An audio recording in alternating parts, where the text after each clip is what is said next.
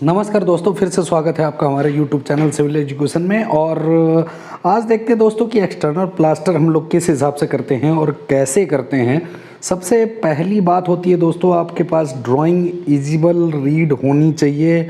जैसे यहाँ पे देखिए होता क्या है कि अनइवन प्लास्टर जब ब्रिक का फेस रहता है तब हम 2 कोट में प्लास्टर करते हैं। मैक्सिमम 20 mm का प्लास्टर होते हैं बाहर साइड में, जहाँ भी आप इंडस्ट्रियल वर्क में जाएंगे। तो होता क्या है कि पहला कोट 12 mm का होता है, सेकंड कोट 8 mm का होता है, जबकि सीमेंट और सैंड का रेशियो सेम होता है। जहाँ तक कि आप लोग ने किताब में पढ़ा है कि 1:4 का जब रेशियो रहता है तो हम आउटसाइड का प्लास्टर करते हैं। बट दोस्तों किताब में वो सिंगल लेयर के लिए रहता है कि हम सिंगल लेयर का प्लास्टर करते हैं, तब 1:4 का रेशियो रहता है। अब यहाँ पे 1:6 का ही यूज होता है, जबकि 2 लेयर में प्लास्टर होते हैं, जैसा कि आपने देख लिया। अब यहाँ पे देखते हैं दोस्तों कि सबसे बड़ी बात होती है आपके पास प्लानिंग की। प्लानिंग के लिए सबसे पहली ज़रूरी जो बात है कि स्टेजिंग आपको प्लान करना पड़ता है कि प्लास्टर के हिसाब से हमारी कितना वर्क है, कितना हमें प्रोग्रेस पर डे लेना है और कितने मेसन के हिसाब से आपको स्टेजिंग प्रोवाइड करवाना पड़ता है, जैसा कि इस वीडियो में देख सकते हैं। और यहाँ पे देखिए जिस हिसाब से ये लोग काम कर रहे हैं, अलग अलग जगह पे काम कर रहे हैं, जबकि आप प्रॉपर यदि स्टेजिंग का प्लान करेंगे तो आप डिफरेंट लेवल पे पैरेलल वर्क का काम कर सकते हैं। जैसे यहाँ पे देखिए, अब ब्रिक जो मोटार लिफ्टिंग का जो काम होता है, मोटार लिफ्टिंग का काम एक चेन पुली के थ्रू होता है, जैसा कि अभी आपने लास्ट कुछ सेकंड पहले आपने देखा होगा। फिर होता क्या है कि जब हम फर्स्ट लेयर की प्लास्टर कर देते हैं 14 mm, तो उसके बाद इस तरह से रफ किया जाता है, फिर उसके ऊपर हम 8 mm का प्लास्टर करते हैं। जबकि रेशियो हमने दोनों का दोस्तों बताया 1:6 होता है, ये आप लोग ज़रूर याद रखिएगा। और ज़्यादातर ड्राइंग की में ही स्पेसिफाइड होता है कि यहाँ किस हिसाब से आपको प्लास्टर करना है, कितने थिकनेस की करनी है। और जब आप BOQ आइटम निकालते हैं, जैसे मतलब जब आप क्वांटिटी निकालते हैं, तो यहाँ दोस्तों ध्यान रखिएगा ज़रूर कि यहाँ 2 लेयर में ही क्वांटिटी निकलती है। पहले आप 12 mm की क्वांटिटी निकालेंगे, फिर 8 mm थिकनेस की क्वांटिटी निकालेंगे। ऐसा नहीं कि आप जो क्वांटिटी निकालेंगे वो पूरा एक साथ स्क्वायर मीटर में दे दिया। इवन दोनों सेम होंगे बट आपको लिखना दोनों अलग अलग पड़ेगा। अब दोस्तों यहाँ पे दूसरी चीज़ ध्यान देने वाली है कि जब हम इस तरह का हैक कर देते हैं और पहला 14 mm प्लास्टर, तो बाहर के साइड में 18 mm या 20 mm का प्लास्टर क्यों दिया होता है। सबसे पहली बात तो इसका जवाब ये है दोस्तों कि थोड़ा सा एक बार सोचिएगा। जब आप ब्रिक वर्क करते हैं तो होता क्या है, मैक्सिमम ब्रिक वर्क में घर में भी आपने देखा होगा कि एक साइड क्या होता है, बिल्कुल प्लेन होता है और ज़्यादा अनइवन सरफेस नहीं होते ब्रिक वर्क में, जबकि अदर साइड जो होता है, जो सेकंड साइड होती है, वो बहुत ज़्यादा अनइवन होता है। और इतना अनइवन कि कभी कभी आपका मोर्टार 20 mm उससे एबव भी चला जाता है।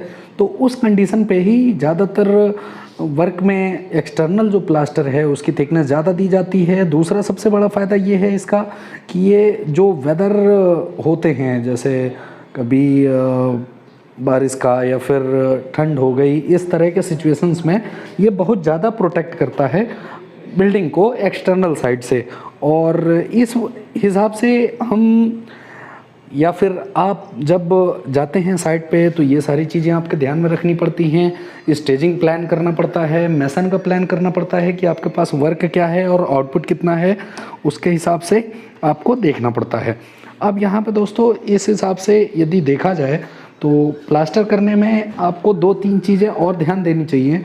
कि एक तो सबसे बड़ा ये इशू रहता है कि जब आप किसी चीज़ की स्टेजिंग करते हैं तो स्टेजिंग करने के समय आपको प्रॉपर प्लेटफॉर्म होना चाहिए।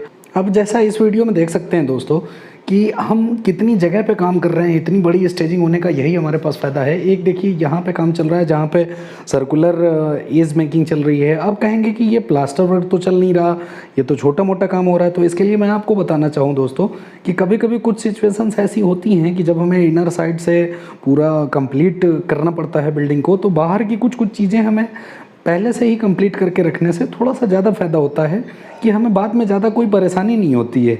जैसे अब देखिए इसमें कि रस्सी से किस हिसाब से इसको खींचते हैं, मोटार को ऊपर तक प्लेटफॉर्म तक पहुंचाते हैं।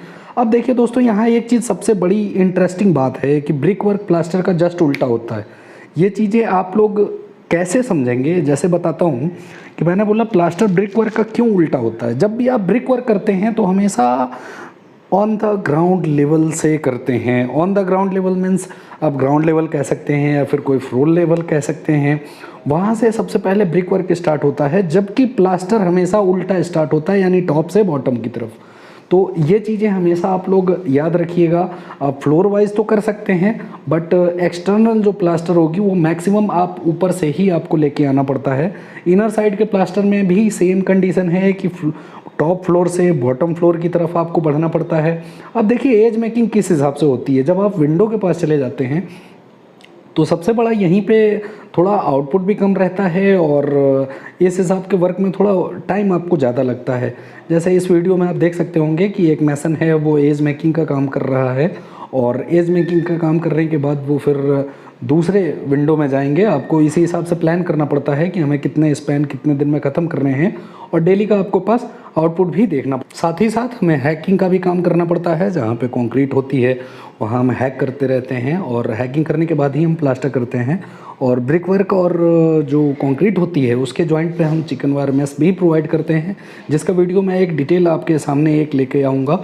और इस तरह से दोस्तों स्टेजिंग में भी सबसे बड़ा ये ध्यान देना रहता है इंजीनियर्स को कि जगह जगह 3-3 या 4-4 मीटर पे हाइट पे हमेशा सारे स्टेजिंग को किसी कॉलम से टाई कर देना चाहिए कि हाइट की स्टेजिंग हो तो वो किसी भी कंडीशन में वो कोलैप्स ना हो, या फिर फॉर द सेफ्टी पर्पस कहीं कुछ गड़बड़ी ना हो। जैसे इस वीडियो में देख सकते हैं जगह जगह कहीं कहीं टाई किया हुआ है कॉलम से और फिर हमारे बीम से। अब दोस्तों इस वीडियो में इतना ही। नेक्स्ट वीडियो में ज़रूर मैं आपसे मिलूँगा, और यदि पसंद आए तो ये वीडियो ज़रूर लाइक करें, शेयर करें, सब्सक्राइब करें। आपका बहुत बहुत धन्यवाद।